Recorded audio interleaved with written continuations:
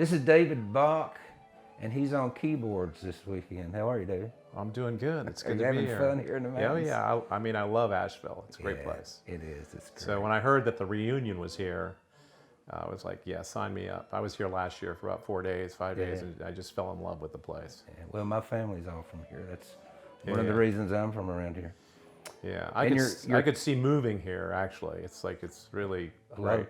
A lot of people do see that. Yeah. Well, there's a lot of music. So I There see, is. yeah, and you got the whole Moog factory and the museum, and and then you have.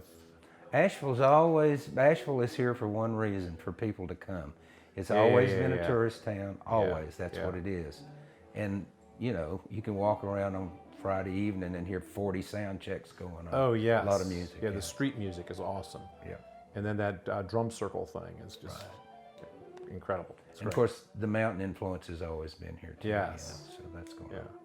And you're a keyboardist. Yes.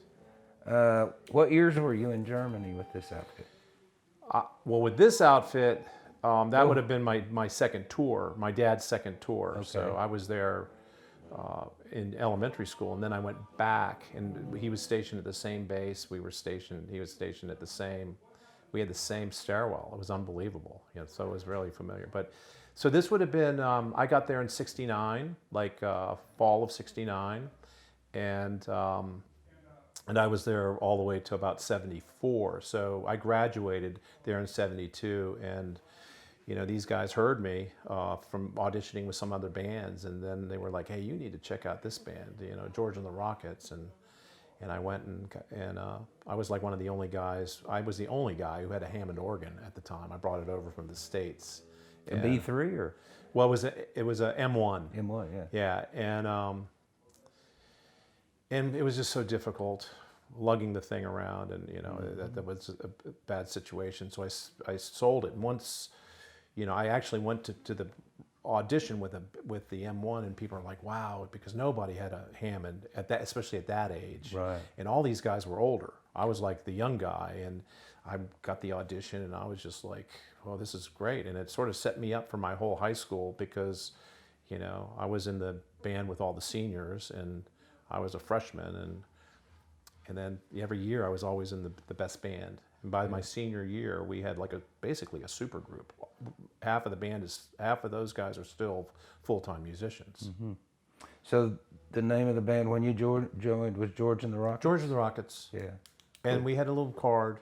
Yeah. It was like, George and the Rockets, what's in a name? And that's sort of what, it's like, that's sort of how we went. And, I don't think any of us, there was never a George. So you heard about an audition, and that's how you hooked up with these guys? Or? Well, Kerry, the drummer, he was at an audition I was at, and then it just so happened that he was in the Mellow-Teens, which was the honor choir, and I got into that, and he was in it, and a few other musicians were in that too. And then Kerry was like the drummer, and he was the one who sort of instigated the whole thing. So have you stayed in contact with most of these guys all this time, or? With Bob, it's been more recently.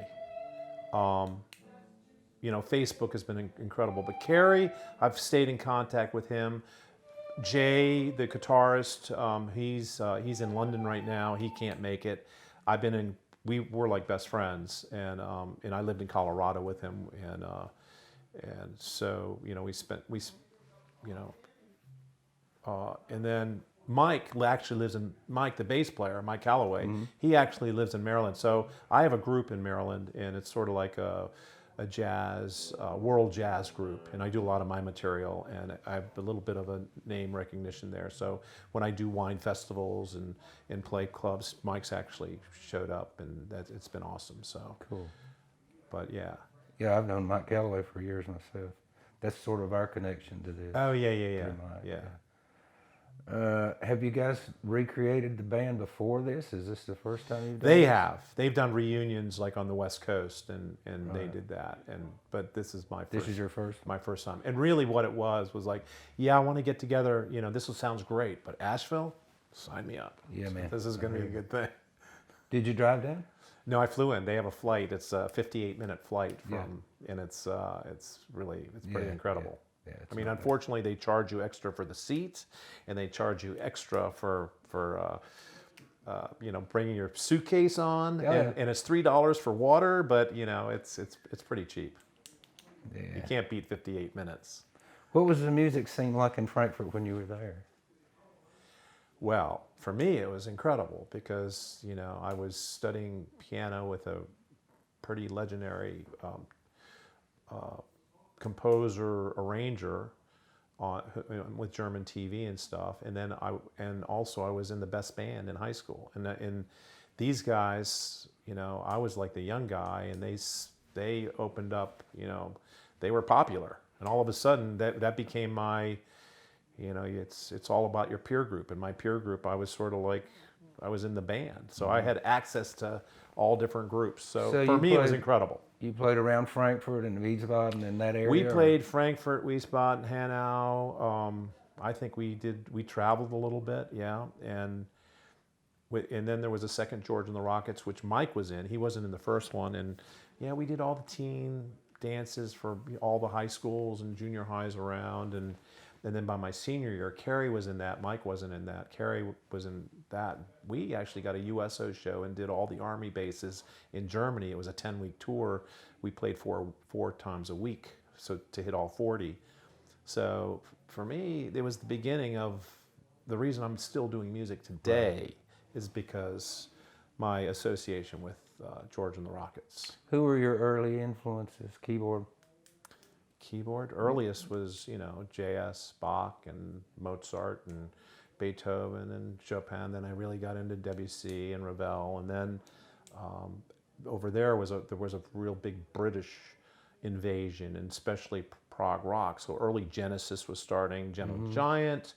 Of course, with George and the Rockets, so in '69, that would have been Santana, and who were Lee Michaels and some of those organ guys. But then once I heard Keith Emerson with the Nice. This is before he joined Emerson, Lake and Palmer, or formed it. Yeah, that was like a Keith Emerson, as all keyboard players in the world were. He just turned the world upside down. Literally. Literally, yeah. And and then when I came to the States, it was like, I started hearing Chick and Herbie and Keith Jarrett and McCoy Tyner, and so I switched to jazz. And I've been playing classical my whole life, so it was sort of, I'm still working on it, but that's what really liberated me. Right. And allows me to still play music today. Today, you live in Baltimore. Yep. And you play the Washington scene a lot. Yeah, I'm in Washington all the time. Right. Yeah. That's where the money is. Yeah. The money gigs are there. Right. Because you have the whole corporate thing. Right. And then, yeah, it's just... And you've won some pretty nice awards as well. A few, yeah. I'm pretty grateful, pretty lucky with that. Well, great. I'm in the Maryland Hall of Fame, Music Hall of Fame, and I'm in the, I got the best jazz musician or something like that. And the state of Maryland has given me some grants and awards and things like that. So, not to mention my CDs. So for anybody interested, you can hear my music on Spotify. I have six CDs out.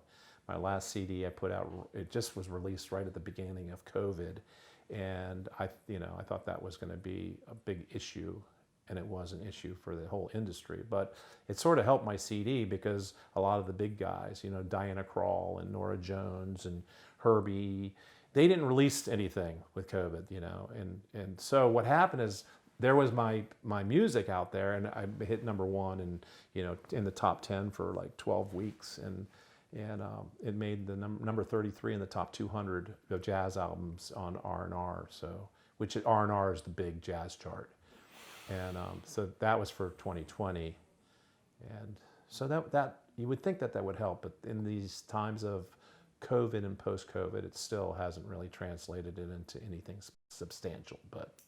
What are we going to release music on now that CDs are dead?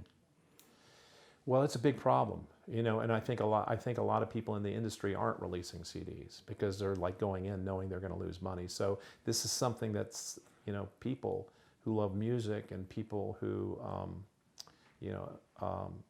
people who have money, they need to realize this, and we have to sort of change the dynamic because, yeah, I mean, literally, I'm in a situation where I'm like, should I even release this? This is some great music I have, but should I even release it? Because I'm my own record company. Yeah. I'm self-produced. Well, so what do you do? Most so people. what do you do? You know. Well, I've put out 20 CDs myself. So you know the deal. So there's 25% of my income has been off the stage sales. And Exactly. online sales. There's nothing to sell anymore. I would say 50%. I mean, because with me it was like I'd play go into Pennsylvania and play some town, Greensburg. Maybe 5,000. They do these free concerts, and they've been doing it for 20 years. 5,000 people are there because it's a successful concert series, and they know every Friday night it's free, and they all come out. And 5,000 people, and they haven't heard your music, and you literally will sell 100 CDs. I've done it many times. Yeah, and it's like, and you're signing them, and it's just a great scene, and it's not there anymore. People want something to take home with them. They want to take it, but it's different now because a lot of people, at least the young group, the older crowd still will buy CDs, but the young, it's like, Cars haven't had CD players for 5 years now. Exactly. So it's, there are people our age that still have a sound system at home. That's right. Exactly. Well, it sounds better. Yeah. I mean, why not? I mean, I'm not going to play a CD over Spotify any day because sonically it's a better, it's better fidelity. But that off the stage sales, like you're saying, 100 CDs. Yeah. So as a band leader, you're going, okay, it only pays this much. Okay, I'll pay my band with that. I'm going for the CD sales. And I'll get the best musicians I can get because I know that, the better we are, that's the difference between, I mean, I was selling 150 CDs at times, or even if it's 50 CDs, right. You sell 50 CDs, you're like, okay, I'm pretty happy. And now it's like, if I can sell 15 CDs, it's like, wow, this was good. I hear you. Because it's usually about 5 anymore, and it's changed the whole thing. And so I'm curious.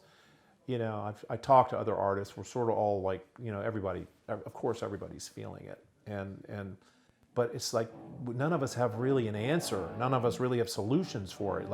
But at some point, I hope we figure it out. And I think what it is going to be is, the society has to be vested in making sure that artists they're able to create their art, because otherwise people are just they're going to leave the industry. Yep. Because they're not going to, and the live thing is not what it was. It hasn't. Well, it will be. It's all going to come back, but it still hasn't come back, at least in Maryland and in it hasn't come back around. I mean, I know a lot of people that do what we do for a living, and it's not come back for many of us. Yeah. So much of my work book's a year out too. Yeah. So I mean, I came in off the road and lost 150 shows in a week. I guess. Yeah, I lost did. 85 shows. All of us did. Yeah, I was 85 and shows. And it takes a long time to book that. 6 weeks in Europe. I was working on a 6-week European tour. Right. And that guy who was doing it, he's in London. He's had COVID twice. He's had all sorts of health problems now. I don't think he's going to be a promoter anymore. Right. So we've lost a lot of our contacts. Right. A lot of festivals won't come back. So. Yeah, because the guys who were booking them, they're not doing it. They had to go do something else. So yeah, you and I, we see it, and other people, oh, it's coming back. Oh, I see you're doing gigs. It's like, yeah, I'm doing some gigs, but it's not like the 4 gigs, 5 gigs I was doing a week. You saw, I'm doing this once a week. I'm lucky if it's a gig.